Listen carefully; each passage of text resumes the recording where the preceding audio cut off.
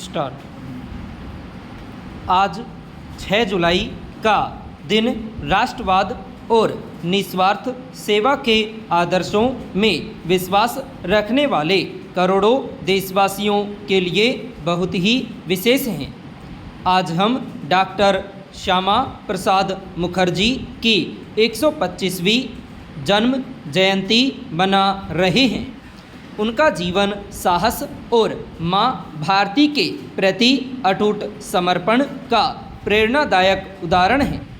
Doctor Shyama Prasad Mukherjee के व्यक्तित्व में विद्वता, जनसेवा और उच्च नैतिक मूल्यों का अद्भुत संगम था। आधुनिक भारत के कुछ ही नेताओं में इतने सारे गुण एक साथ देखने को मिलते हैं। पैरा। श्यामा प्रसाद जी का जन्म ऐसे परिवार में हुआ था जहां उन्हें सुख सुविधाओं में भरपूर जीवन आसानी से मिल सकता था।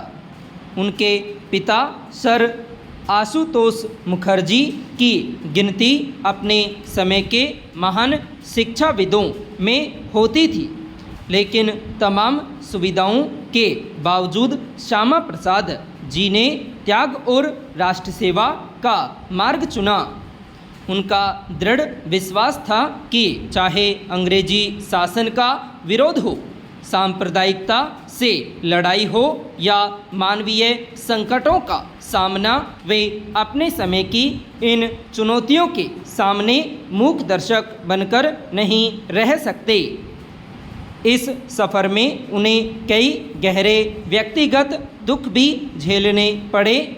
पहले उन्होंने अपने छोटे बच्चे को खोया और बाद में पत्नी का भी निधन हो गया, लेकिन इन दुखद परिस्थितियों में भी उन्होंने अपने हौसले की कमज़ोर नहीं पड़ने दिया। पैरा।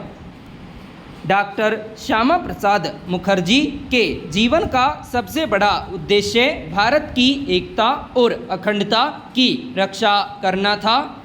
देश के विभाजन के समय उन्होंने पश्चिम बंगाल को भारत का अभिन्न अंग बनाए रखने में महत्वपूर्ण भूमिका निभाई। कुछ वर्षों बाद इसी उद्देश्य से उन्होंने जम्मू कश्मीर के मुद्दे पर भी संघर्ष किया। जेल और नज़रबंदी भी उन्हें रास्ते से डिगा नहीं सकी।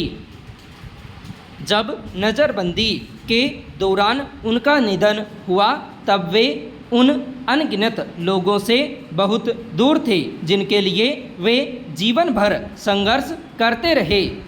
इतिहास में कुछ ऐसे पल आते हैं जब किसी व्यक्ति का सर्वोच्च बलिदान राजनीति से ऊपर उठकर देश की स्मृति का हिस्सा बन जाता है। डॉक्टर मुखर्जी का बलिदान भी ऐसा ही था।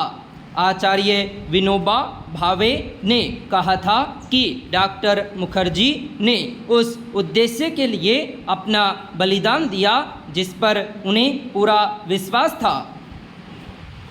दशकों बाद साल 2019 में अनुच्छेद 370 और 35A को हटाया जाना उनके प्रति सच्ची श्रद्धांजलि थी।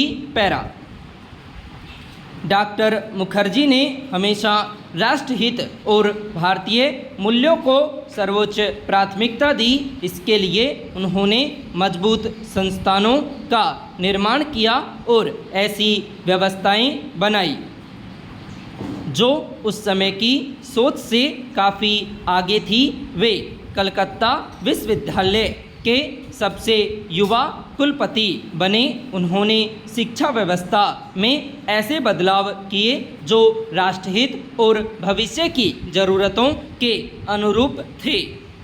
डॉक्टर मुखर्जी के जीवन के बाद के वर्षों में इस भावना का एक उदाहरण तब देखने को मिला जब उन्होंने भारतीय जनसंघ बनाने का निर्णय लिया।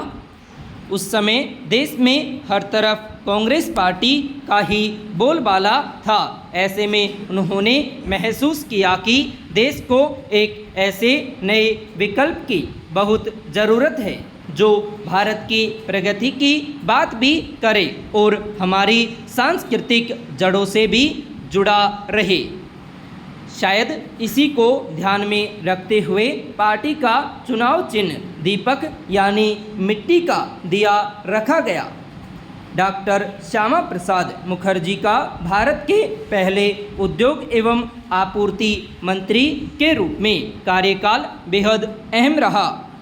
उन्होंने एक ऐसे राजनेता के रूप में याद किया जाता है जिनकी दृष्टि विराट थी।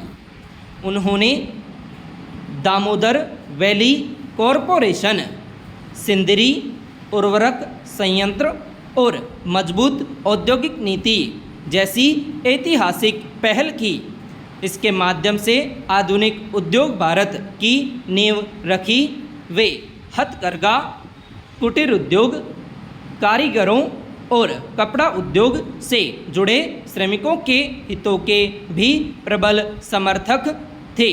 पैरा यहाँ मैं अपना एक निजी अनुभव भी साझा करना चाहता हूँ। आत्मनिर्भर भारत की स्पष्ट दृष्टि के साथ जिस सिंदरी संयंत्र की स्थापना के लिए डॉक्टर मुखर्जी के अथक प्रयास किए थे, उसकी कई दशकों तक सत्ता में रहने वाले लोगों ने घोर उपेक्षा की।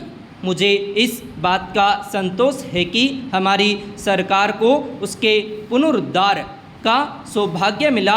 उस कार्यक्रम में उपस्थित होना मेरे सार्वजनिक जीवन के सबसे विशेष और अविस्मरणीय क्षणों में से एक बन गया। पैरा डॉक्टर मुखर्जी इस लोकतांत्रिक भावना के सशक्त प्रतीक थे।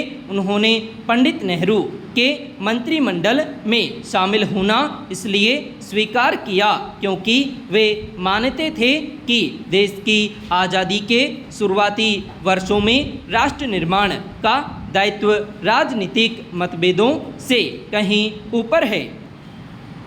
उन्होंने पूरी निष्ठा और रचनात्मक दृष्टिकोण के साथ अपनी जिम्मेदारियों को निभाया, लेकिन जब उन्हें लगा कि राष्ट्रीय महत्व के कुछ प्रश्नों पर देश हित में अलग मार्ग अपनाना आवश्यक है तो उन्होंने पूरी गरिमा के साथ अपने पद से इस्तीफा दे दिया।